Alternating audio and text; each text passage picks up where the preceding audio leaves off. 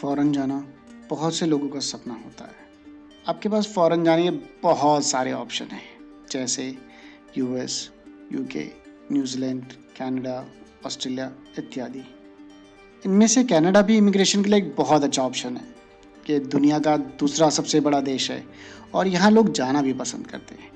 यहाँ कुछ लोग काम के सिलसिले से आते हैं, तो कुछ पढ़ाई के सिलसिले से, तो कुछ आने वाले जीवन को बेहतर बनाने के लिए। बड़े-बड़े सपने, उम्मीद लिए, सपने एक अच्छे जीवन शैली के, एक अच्छे वर्क लाइफ बैलेंस के, एक हेल्थी लिविंग के। Hi you beautiful people there. आज मैं एक बहुत इंपॉर्टेंट पॉइंट में बात करने वाला हूँ एंड इन केस आप कनाडा आने का प्लान कर रहे हैं तो ये आपके लिए बहुत ज़्यादा इंपॉर्टेंट है। Before I actually discuss all those point या मैं उन पॉइंट्स के बारे में बात करूँ, मैं एक चीज़ बताना चाहता हूँ कि ये जो भी पॉइंट्स हैं ये मेरे और मेरी वाइफ के एक्सपीरियंस, हमारे 1.5 साल के एक्सपीरियंस पे है एंड इट माइट हैपन कि किसी और का एक्सपीरियंस कुछ और कहता है और उनके लिए कोई और पॉइंट्स ज़्यादा मायने रखते हैं। और ये पॉइंट्स में कोई क्रॉनिकल ऑर्डर में नहीं है। I mean they are important and they are all equally important. सारे ही बहुत ज़्यादा इम्पॉर्टेंट पॉइंट है। तो आप आई होप कि आपको वो सारे पॉइंट आपको कोरिलेट कर पाओ और at the end of the video आप समझ पाओ कि कनाडा आपके लिए राइट सूट है कि नहीं है। So let's do the reality check and hit the point number 1 which is renting system. जिस दिन आप प्लान करते हैं कि आपको कनाडा जाना है या for the matter of fact कोई भी फॉरेन कंट्री जाना है, तो आपको पहली चीज़ क्या समझ में आती है? मैं कहाँ जाकर रहूँगा। एग्जैक्टली, विच मीन्स इज कि आपके पास रहने के लिए जगह होगी कि नहीं होगी। तो मेरा सजेशन है और एक एक्चुअली ये इनपुट है कि आप कोई भी BNB या बेसमेंट बुक करा लीजिए for a certain period of time, may be 1 महीना या 3 weeks, based on your comfort level. और अगर आपका कोई फ्रेंड या फैमिली इस कंट्री में, इससे अच्छा कुछ हो नहीं सकता है, reach out to them, call them and ask that whether they can help you और नॉट। अगर वो हेल्प कर सकते हैं बहुत अच्छी बात है, आपको 2-3 हफ्ते या 4 हफ्ते के लिए कुशन मिल जाएगा। आप एक्चुअली मतलब समझ पाएंगे कि कनाडा इन अंदर से क्या है। और 4 हफ्ते के बाद या 3 हफ्ते के बाद आप अपने जॉब एंड लोकेशन के हिसाब से मूव कर सकते हैं। सो कोई हार्म नहीं है, reach out to your family and friends and I hope जो लोग यहाँ पर आते हैं और जो लोग यहाँ पर रह रहे हैं काफ़ी टाइम से, वो बिल्कुल नहीं हिचकिचाएंगे आपको हेल्प करने के लिए। तो इनफैक्ट मेरे साथ कोई भी ऐसा नहीं था जो मेरे को हेल्प कर सके, क्योंकि मेरा कोई फैमिली मेम्बर यहाँ पर था नहीं। सो अगर आपका है तो please ask them if they can help you and I think वो हेल्प करेंगे। So let me move to what how the renting system work. For example, आप आए, आपने एक महीने या 2 महीने एयरबीएनबी में रहे, फिर आप एक अपार्टमेंट में मूव करना चाहते हैं। एक सजेशन है कि आप कम से कम अपनी पॉकेट 6 से 9 महीने बनाकर चलिए। उसका मतलब क्या है कि जैसे अगर किसी भी अपार्टमेंट का रेंट है $2000, तो आप अपना एस्टिमेशन कम से कम 9 महीने का बनाकर आइए ताकि आपको फाइनेंशियल क्राइसिस ना हो। Let me put the thing into perspective. मैं एक अपार्टमेंट में रह रहा हूँ और मैं उस हिसाब से समझाने की कोशिश करूंगा। आपके लिए एक फेयर आइडिया हो जाएगा, जिससे आप एक इवैल्यूएट कर सकते हैं कि आपको कितना बजट बनाकर आना पड़ेगा। सो मैं एक 1 बेडरूम में रहता हूँ एंड ये मेरे को $2000 के आसपास लगता है, विच इज़ रफली अराउंड 1,10,000 INR। हाँ, इसके साथ कार पार्किंग भी आती है। मैं अपनी कार बाहर नहीं पार्क करना चाहता हूँ, मैं कंफर्टेबल नहीं हूँ उस चीज़ से, इसलिए ये थोड़ा सा एक्सपेंसिव है। इनफैक्ट सारी मेट्रो सिटीज़ में रेंट थोड़े एक्सपेंसिव ही होते हैं, तो आप वैसे ही प्लान करके आइए अगर आप फैमिली के साथ आ रहे हैं। There is one more option, लोग उसको यूज़ भी करते हैं, जैसे दे कम अलोन, पहले वो अकेले आते हैं और फिर बाद में फैमिली को ले आते हैं। इन दैट केस जो अकेले आ रहा है वो एक शेयरिंग अकोमोडेशन भी ले सकता है, which might cost somewhere around $500 to $500। एक बहुत अच्छा ऑप्शन है एंड लोगों ने ओवर द पीरियड इसमें इम्प्लीमेंट भी किया है and they are fine with it. अगर आप फैमिली को बाद में लाना चाहते हो तो it will work accordingly. Now let me go to the point number 2, which is I think you should practice this point basically, which is आप अपने कैनेडियन को INR में कन्वर्ट ना करें जब आप शॉपिंग जा रहे हो, विच इज करेंसी कन्वर्जन। आपको बहुत ज़्यादा डिसअपॉइंटमेंट होगा और आपको निराशा के सिवा कुछ नहीं मिलेगा। मैं एक एग्जांपल के थ्रू समझाना चाहता हूँ यहाँ पर कि हम जब आए थे तो हम वॉलमार्ट में कॉरिएंडर खरीदने गए थे विच वॉज इक्वल टू $1। सो $8 का वैल्यू है अराउंड 55 INR। सो अगर आपको लगेगा कि 50 ग्राम धनिया 55 रुपये की मिल रही है तो आपको अच्छा नहीं लगेगा।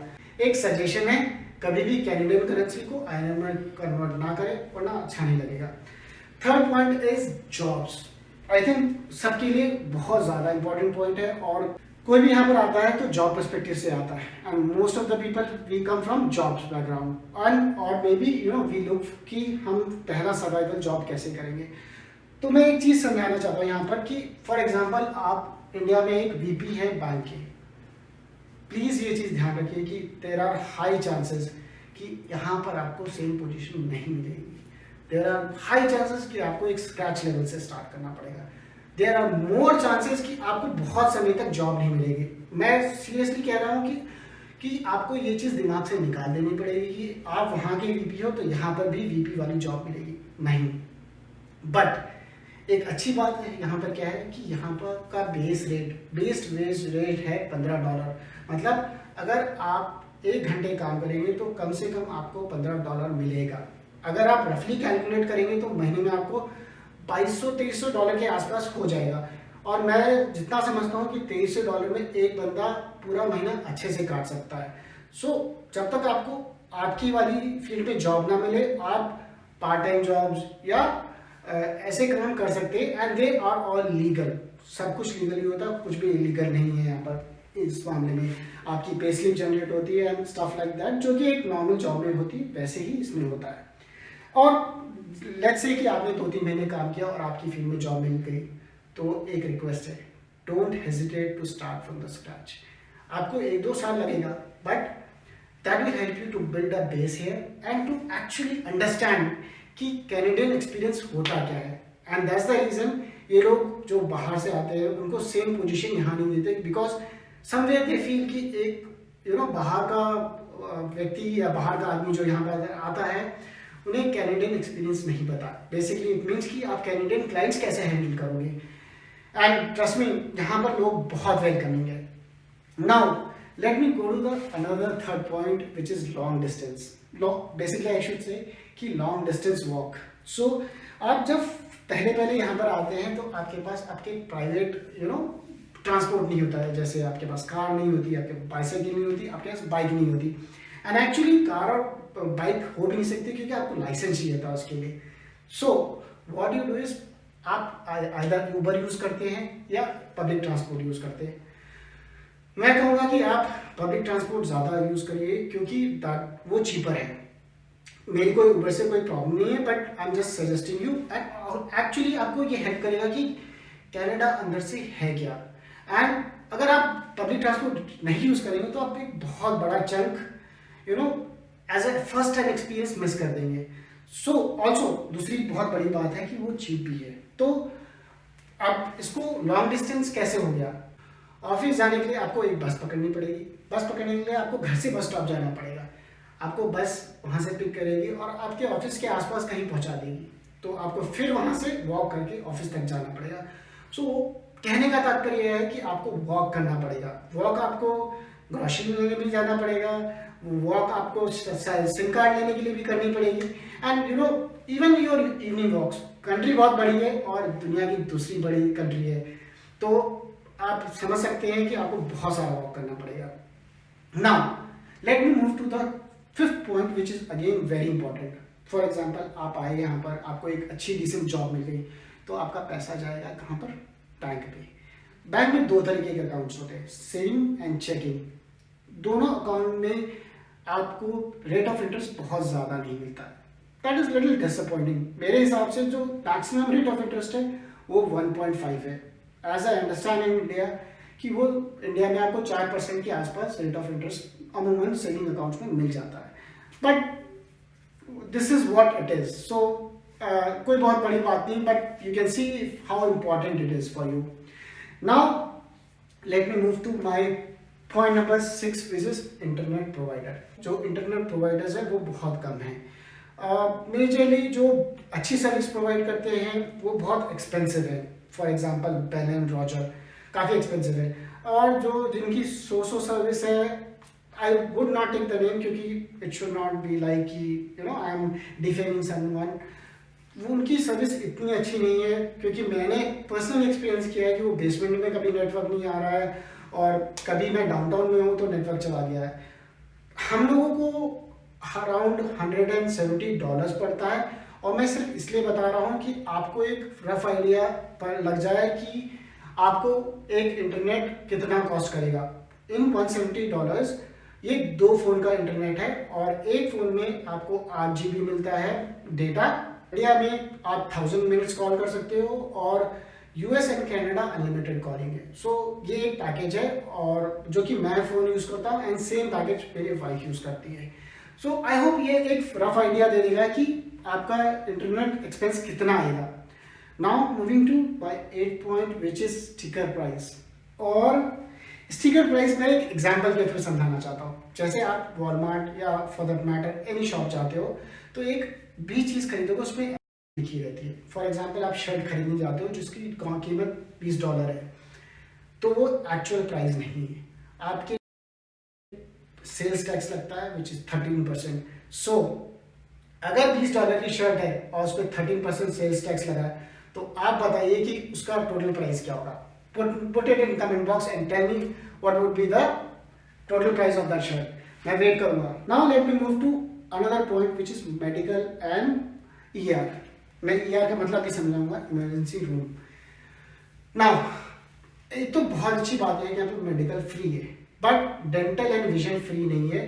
डेंटल एंड विजन आपकी कंपनी कवर करती है, डिपेंड्स अपॉन कंपनी आपको क्या ऑफर कर रही है।